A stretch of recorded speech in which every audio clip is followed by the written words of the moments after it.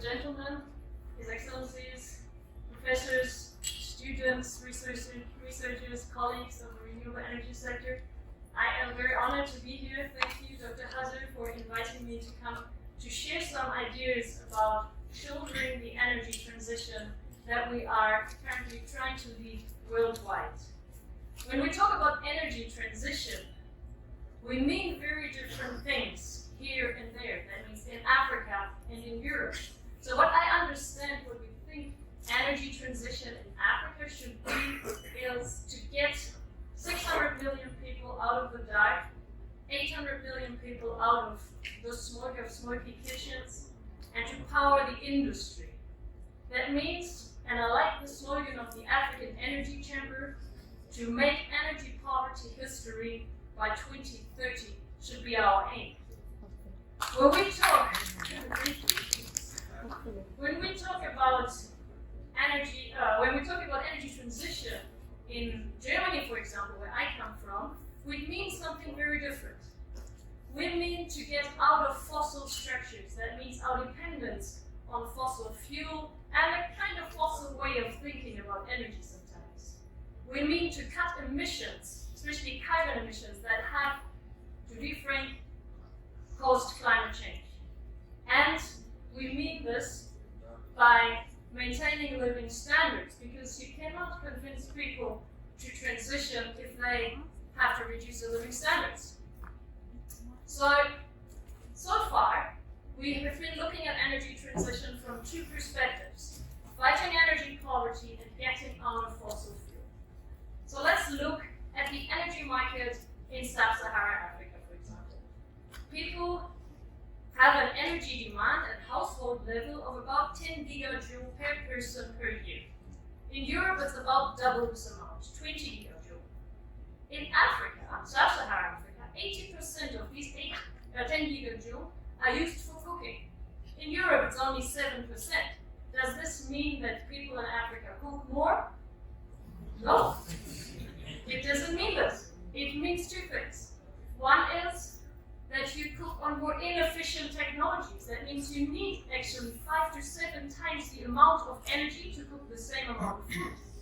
And it means that at household level, there is actually not much more energy available than for cooking. Yeah. Now, since energy for cooking is such an important thing for households in Africa, why don't we look at the cooking energy sector as a market? And I can tell you, it's a huge market. It's a $40 billion market in sub-Saharan Africa, growing every year because firewood and charcoal is becoming more and more expensive. In Sudan, I found these numbers that in 2020 it was about 15.5 million tons cubic meters of firewood being used every year. Projected for 2030 is about double this amount. We will come back to this figure.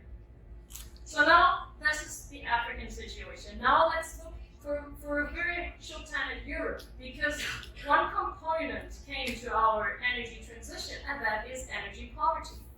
This year, the situation changed in Europe because of the Ukraine war. We are suddenly facing energy poverty in Europe, something that we could never imagine before, and something unimaginable happened. I found myself on TV a couple of times this year because suddenly the public was interested in a technology that I've been selling in Africa for so many years. I was suddenly training Germans how to install small-scale biogas systems. I have been doing this for 12 years in Africa. Suddenly Germans said, why don't we have this in Germany? So what is biogas? Biogas for cooking is a simple technology. What you need is a gas-tight container that you feed with organic waste, cow manure, kitchen waste, any organic waste. And in the heat of Sudan, this gas-tight container automatically produces gas and fertilizer. And this gas you can use for cooking. Let's have a quick look at what the energy offers as a technical solution to produce biogas. It's actually just this very simple bag on the ground that you connect with pipes, and you already have a biogas system. You cover it with a shade or a greenhouse to either cool it or heat it up depending on your outside temperature, and you feed it with organic waste. From only 25 kilos of cow dung per day, you can produce enough cooking energy for one family. Now, in combination with our biogas system, we have a storage bag, the so-called biogas backpack. And that's the key component to turn biogas into a business. Because if you can store biogas and transport it, you can also sell it. So if you have 10 cows, you can produce much more gas than you need for yourself, and you sell it to your neighbors in this biogas backpack to do what? To cook. To use it with a biogas stove that's especially designed for this low pressure gas, and you cook smoke-free, you have instant heat, you are cooking very quickly, highly efficient, and all this available on your local market. And the second product not to be forgotten is the biogas slurry, or bioslurry, an organic fertilizer that's a side product or byproduct of the biogas process. It's a liquid fertilizer that's very rich in nutrients that are directly plant available, can be applied directly on the fields, it can also be composted, increase your yield, your safe input of mineral fertilizer, and so on.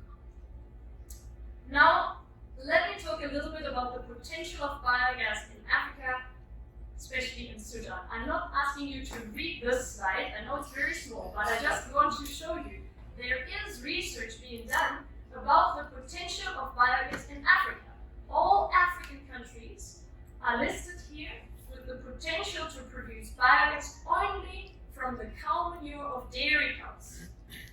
And what we find here for Sudan is that we can produce nearly 1 million cubic meters of biogas per hour from dairy cow manure alone.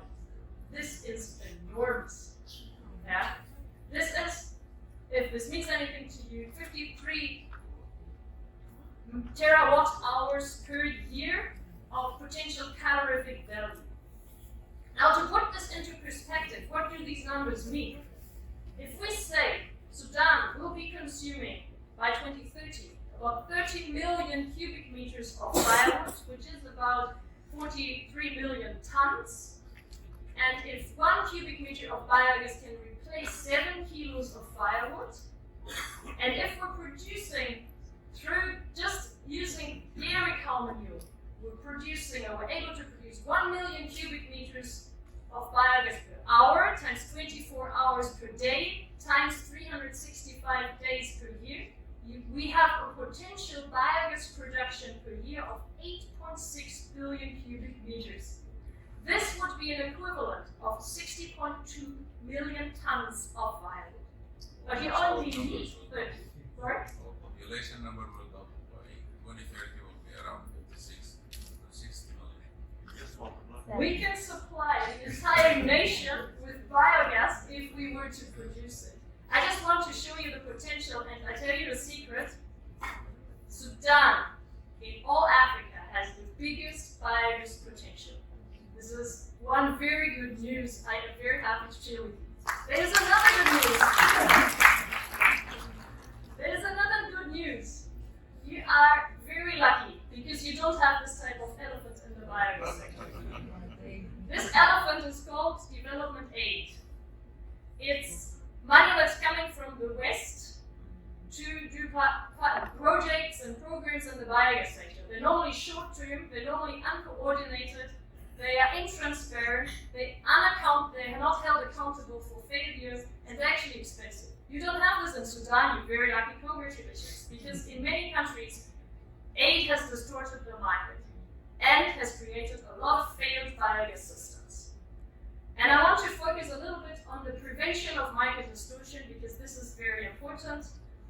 You know, in many African countries we have aid coming in and destroying the relationship between businesses and customers, because customers actually turned into beneficiaries that get free products or subsidized products, and local businesses are put out of business because they can't compete. In the West, in my country and in many European countries, we have laws that prevent this type of distortion of the market.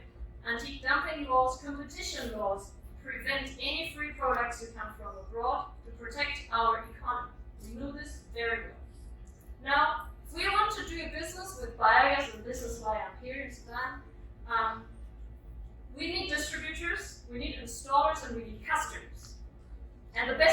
can have is a level playing field where there's no market distortion. I'm very happy to say that I found 3 partners here in Sudan who are ready to take the risk and responsibility to bring the technology to the country.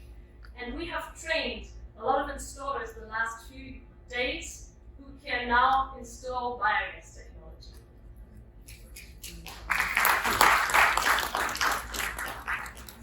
I just want to mention this, and I'll be happy to talk about this a little bit more when we have the panel discussion. The Energy is a member of Biogas Unite, and Biogas Unite is an initiative of the private sector in Africa, of private biogas sector in Africa, to fight for free and fair markets on the African continent, to give a new role to the aid industry in the sector.